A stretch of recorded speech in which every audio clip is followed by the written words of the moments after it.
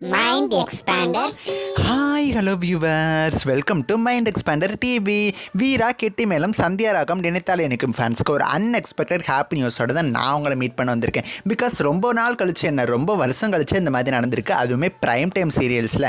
இது பார்த்திங்கன்னா ஃபேன்ஸ்க்கு மட்டும் இல்லை, சேனலுக்குமே பார்த்திங்கன்னா ஒரு பெரிய வெற்றி அப்படின்னு தான் நான் சொல்லுவேன். என்ன சந்தோஷம், என்ன வெற்றி அப்படின்னு நீங்கள் ஃபுல்லாக தெரிஞ்சுக்கணும் அப்படின்னா இந்த வீடியோவை ஸ்கிப் பண்ணாமல் ஃபுல்லாக பாருங்கள். இப்போ வாங்க வீடியோக்குள்ளே போகலாம். ஸோ நம்ம எல்லாருக்கும் ஆல்ரெடி தெரிஞ்ச விஷயம் தான், சீரியல்ஸோட டிஆர்பி ரேட்டிங்ஸில் எப்பயுமே சன் டிவி தான் டாப்பில் இருப்பாங்க. அவங்களுக்கு அடுத்தபடி செகண்ட் விஜய் டிவி இருப்பாங்க, தேர்டு ஜி தமிழ் இருப்பாங்க. பட் இந்த வாரம் வந்திருக்கிற ரேட்டிங் பார்த்தீங்கன்னா டோட்டலி ஒரு அன்எக்ஸ்பெக்டட் ரேட்டிங்ஸ் தான். 7 மணி, 7:30, 9:30, 10 இந்த 4 டைம் ஸ்லாட்லேயும் பார்த்தீங்கன்னா செகண்ட் ஸ்லாட் லீடராக நம்ம ஜி தமிழ் தான் இருக்காங்க.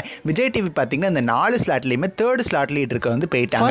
7 மணி ஸ்லாட்டில் ஐயனார் துணை சீரியல் வெறும் 4.38 ரேட்டிங்ஸ் தான் வாங்கியிருக்கு. பட் 7 மணி டெலிகாஸ்ட் ஆகிற வீரா சீரியல் 4.39 வாங்கியிருக்கு. நெக்ஸ்ட் இந்த 2 சீரியல்லையும் கம்பேர் பண்ணி பார்க்குறப்ப ஐயனார் துணை நியூஸ் சீரியல் தான் போக போக இம்ப்ரூவ் ஆகிறதுக்கு சான்சஸ் இருக்குது. கெட்டி மேளம் சீரியலும் நியூஸ் சீரியல் தான் 1 hour வேறு டெலிகாஸ்ட் ஆகுது. இதில் பார்த்தீங்கன்னா 7:30 ஸ்லாட் வந்து கெட்டி மேளம் தான் வின் பண்ணியிருக்கு 4.78 ரேட்டிங்ஸோட. பட் 7:30 டெலிகாஸ்ட் ஆகிற ஆஹா கல்யாணம் சீரியல் 4.60 ரேட்டிங்ஸ் தான் வாங்கியிருக்கு.